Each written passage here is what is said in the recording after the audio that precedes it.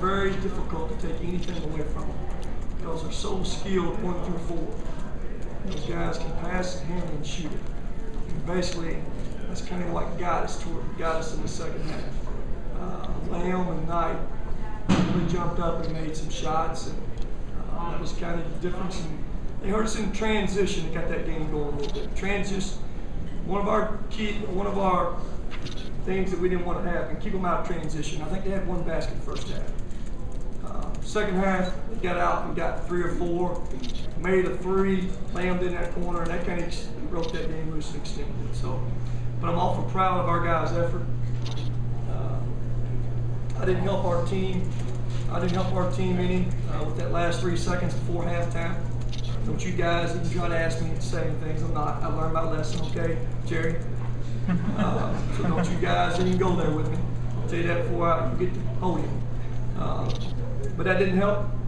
But I'm awful proud of the way our guys played. We play like that. I think it's very obvious our team has a chance against anybody anywhere. We'll take some positives from it and go to the next game.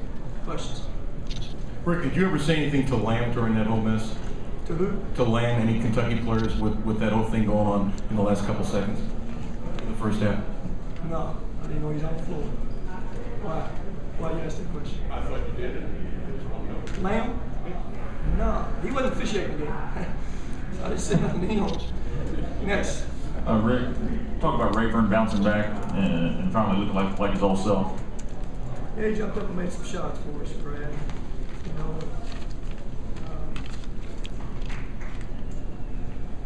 It helps us when we make shots. We jumped up and made some plays. And, we were really efficient offensively the first half. I think we shot 57%, took care of the ball, out rebounded in the first half. And, I thought we controlled the whole flow in the first half. I didn't think Kentucky ever got that flow going where they were in control. Second half, they did though. But I was proud to see Ray bounce back. Steele gave you some toughness there, and of course the big shots. But how much of a difference was he in that first half? And also, after Kentucky made that run, you're climbing back into it. Like you said, he gave us some toughness and jumped up and made some shots. He shot the ball like we've been waiting for him to shoot basketball. We know he's tough, and he gives us a guy who can handle that basketball. And we always felt like he could shoot it. He hadn't done it consistently, but he jumped out and made shots. How big was that sequence? 67-63, and Steve Oss drove. Missed the layup. Right. When we cut it to